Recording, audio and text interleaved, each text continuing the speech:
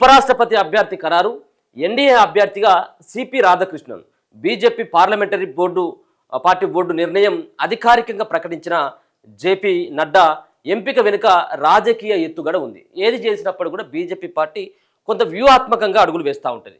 So south states అలాగే north స్టేట్స్కి సంబంధించినటువంటి ఎక్కడైతే కొంత వీక్గా కనబడుతుందో, లేకపోతే ఎక్కడైతే ఎన్నికలు జరగబోతా ఉన్నాయో వాటిని ప్రధానంగా దృష్టిలో పెట్టుకొని ఆ సంబంధించినటువంటి ప్రాంతాల వాళ్ళకి పదవులు కల్పించడంలో కొంత పక్కాగా ఒక వ్యూహంతో వెళ్తూ ఉంటుంది.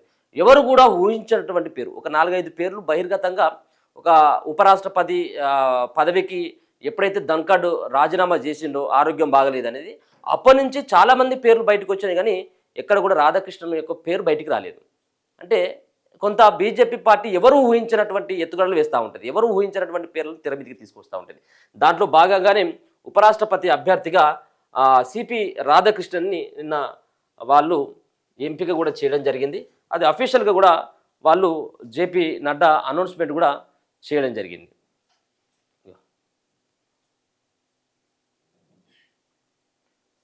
వచ్చే నెలలో జరగబోయే భారత ఉపరాష్ట్రపతి ఎన్నికల బరిలో దిగబోయే ఎన్డీఏ అభ్యర్థి ఎవరనే ఉత్కంఠకు తెరపడింది.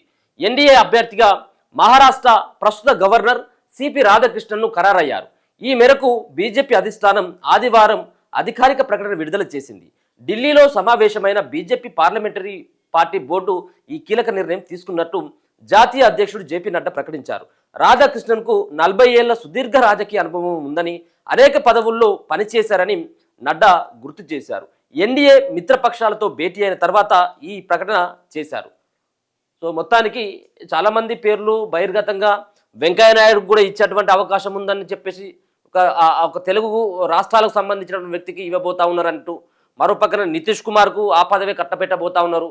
లేకపోయినట్టయితే చంద్రబాబు ఉపరాష్ట్ర పదవి తీసుకుని అక్కడ లోకేష్ని ఆడ ముఖ్యమంత్రి బాధ్యతలు అప్పగించి చంద్రబాబు నాయుడుకి అటు ఉపరాష్ట్రపతికి ఇచ్చేటువంటి అవకాశం ఉంటుంది, చిరంజీవికి ఇస్తారు కావచ్చు. ఇట్లా రకరకాలైనటువంటి ప్రచారాలు జరిగినాయి. సో చిట్ట చివరికి ఎన్డీఏకి రాధాకృష్ణన్ 40 ఏళ్ల సుదీర్ఘ రాజకీయ అనుభవం ఉన్నటువంటి నేత, సరైనటువంటి వ్యక్తి అనేది ఎన్డీఏ భావించి అటువైపు వెళ్ళినట్టుగా తెలుస్తూ ఉన్నది.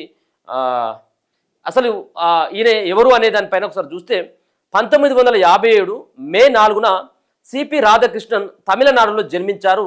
16 ఏళ్ల వయసు నుంచే రాష్ట్రీయ స్వయం సేవక్ సంఘ్తో అనుబంధం ఉంది, అంటే ఆర్ఎస్ఎస్ తోటి.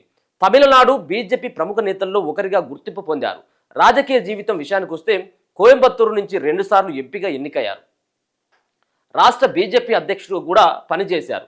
2016 నుంచి 2019 వరకు ఆల్ ఇండియా కాయర్ బోర్డు చైర్మన్గా సేవలు అందించారు. 2023 ఫిబ్రవరి 18 నుంచి జార్ఖండ్ గవర్నర్గా బాధ్యతలు చేపట్టారు. గతంలో తెలంగాణతో పాటు పుదుచ్చేరి లెఫ్టినెంట్ గవర్నర్ గాను అదనపు బాధ్యతలు నిర్వహించారు. అంటే తెలంగాణతో కూడా కొంత సత్సంబంధాలు ఉన్నటువంటి వ్యక్తే. తెలంగాణకి ఇన్ఛార్జ్ గవర్నర్గా పనిచేసినప్పుడు, ఇన్ఛార్జ్ గవర్నర్గా ఆయన పనిచేసినటువంటి అనుభవం కూడా తమిళసై పోయిన తర్వాత అనుకుంటా. సో మొత్తానికి ఇక్కడ గవర్నర్ లేకపోవడం, అక్కడ ఇన్ఛార్జిగా బాధ్యతలు, తెలంగాణ బాధ్యతల్ని అప్పుడు అప్పగించడం జరిగింది. సో రాష్ట్రంతో కూడా కొంత మంచి సంబంధాలు ఉన్నటువంటి, రాష్ట్రం పరిస్థితులపైన కొంత అవగాహన ఉన్నటువంటి వ్యక్తిగానే మనం ఈయనను చూడాల్సినటువంటి అవసరం ఉంటుంది. సో ప్రస్తుతం మహారాష్ట్ర గవర్నర్గా ఉన్నారు. ఇటీవల జగదీప్ ధన్ఖడ్ ఉపరాష్ట్ర పదవికి రాజీనామా చేయడంతో ఎన్నిక నిర్వహించాల్సిన పరిస్థితి ఏర్పడింది. సెప్టెంబర్ 9న జరిగే ఎన్నికల్లో ఉపరాష్ట్రపతిగా ఎన్నికయ్యే ఆగస్టు 2027 వరకు పదవిలో ఉంటారు. నామినేషన్ దాఖలకు ఆగస్టు 21వ తేదీ చివరి తేదీ అనేది తెలుస్తూ ఉన్నది. సో ఒక పక్కన ఇండియా కూటమి సైతం కూడా కొంత ఒక అభ్యర్థిని నిలబెట్టాలన్నటువంటి ప్రయత్నం కూడా చేసింది అన్నటువంటి గతంలో వార్తలు వచ్చాయి. సో మరి ఈయన యొక్క ఎన్డీఏ తీసుకున్నటువంటి ఈ నిర్ణయాన్ని మరి ఇండియా కూటమి సైతం నాయకులు సైతం కూడా వాళ్ళు మద్దతు ఇస్తారా లేదా అనేది కూడా చూడాలి.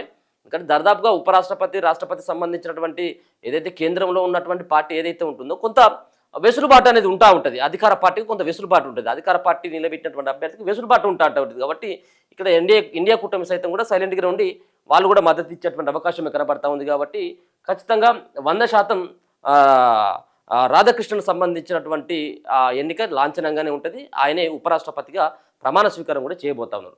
అయితే ఏంది వ్యూహాత్మకం, బీజేపీ పార్టీ ఎట్లా వ్యూహాత్మకంగా అడుగులు వేసింది అనేది చూస్తే చాలామంది విశ్లేషకులు మాట్లాడుతున్నటువంటి మాటలు చూస్తే రాధాకృష్ణన్ను ఉపరాష్ట్రపతి అభ్యర్థిగా ఎంపిక చేయడం వెనుక బీజేపీ రాజకీయ ఎత్తుగడ ఉందంటూ విశ్లేషకులు చెప్తూ ఉన్నారు. ముఖ్యంగా రానున్న తమిళనాడు అసెంబ్లీ ఎన్నికలను దృష్టిలో ఉంచుకొని ఈ నిర్ణయం తీసుకున్నట్లుగా కనిపిస్తూ ఉన్నది. నేను ఇంతకుముందు ఒక మాట కూడా చెప్పాను.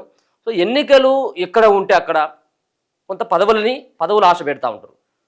రెండో అంశం, పార్టీ ఎక్కడ వీక్గా ఉంటే అక్కడ ఏ విధంగా అక్కడ ఉన్నటువంటి అధికార పార్టీని ఏ విధంగా ముప్పు తిప్పలు పెట్టొచ్చు, ఎట్లా మనం ఆ రాష్ట్రంలో అధికారాన్ని చేపట్టొచ్చు అన్నటువంటి దానిపైన పూర్తి స్థాయిలో బీజేపీ పార్టీ కానీ దానికి అనుబంధంగా ఉన్నటువంటి ఆర్ఎస్ఎస్ సంబంధించినటువంటి నేతలు కానీ దానిపైన ఒక క్షుణ్ణంగా పరిశీలించి పరిశోధించి పరీక్షించి మొత్తానికి ఆ సంబంధించినటువంటి రాష్ట్రాల్లో ఎట్టి పరిస్థితుల్లో అధికారాన్ని చేజిక్కించుకోవాలన్నటువంటి ఒక ఆలోచన చేస్తూ ఉంటుంది. సేమ్ యాజ్ ఇట్ ఈస్గా ఇప్పుడు తమిళనాడులో రానున్నటువంటి ఇప్పుడు నెక్స్ట్ తమిళనాడులో ఎన్నికలు ఉన్నాయి. సో తమిళనాడులో ఎన్నికలు ఉంటే తమిళనాడులో ప్రచారం చేసుకోవడానికి ఒక ప్రధానమైనటువంటి అస్త్రంగా ఇది ఉపయోగపడుతుంది. ఆ సంబంధించినటువంటి రాష్ట్రానికి మేము ఉపరాష్ట్రపతి పదవి ఇచ్చినాం మేము అనేటువంటిది ఒకటి జనాల్లోకి తీసుకువెళ్ళినట్టయితే కొంత సెంటిమెంటు కొంత బీజేపీ పార్టీ వైపు వెళ్ళేటువంటి అవకాశం ఉంటుంది. అంతేకాకుండా ప్రజలు సైతం కూడా నిజమే కదా అన్నటువంటి ఒక ఆలోచనలో ఉంటారు. కాబట్టి ఖచ్చితంగా ఇది రానున్నటువంటి ఎన్నికల్లో దృష్టిలో పెట్టుకునే ఇది తమిళనాడుకు సంబంధించినటువంటి వ్యక్తికి ఉపరాష్ట్రపతి పదవి ఇచ్చిలు అనేది విశ్లేషకులు చెప్తా ఉన్నారు. తమిళనాడు నేపథ్యం ఉన్న వ్యక్తిని ఎంచుకోవడానికి ఇదే కారణం అని చెప్పేసి కూడా రాజకీయ వర్గాలు చర్చించుకుంటున్నాయి. ఈ ఎంపిక ద్వారా తమిళీలు ఒక సానుకూల సందేశాన్ని ఇచ్చినట్టుగా కమలనాథులు భావిస్తున్నారు. రాష్ట్రంలో బలం పెంచుకునే ప్రక్రియలో ఇదొక వ్యూహంగా చూస్తున్నారని అంటున్నారు. ఇప్పటి వరకు రాష్ట్రంలో ఆధిపత్యాన్ని చూపుతున్న ద్రవిడ పార్టీలకు అంటే డిఎంకే, అన్నా డిఎంకే, బీజేపీ అంటే ఈ రెండు పార్టీలకి బీజేపీ పార్టీ కూడా సవాలు విసురుతుందని చెప్పేసి విశ్లేషకులు ఒక రకమైనటువంటి భావాన్ని వ్యక్తపరుస్తా ఉన్నారు. సో మొత్తానికైతే ఏదేమైనప్పుడు కూడా ఒక వ్యూహాత్మకంగా బీజేపీ పార్టీ అడుగులు వేసి మరి రానున్నటువంటి తమిళనాడు ఎన్నికల్లో సక్సెస్ అవుతుందా ఇదేందనేది చూడాలి.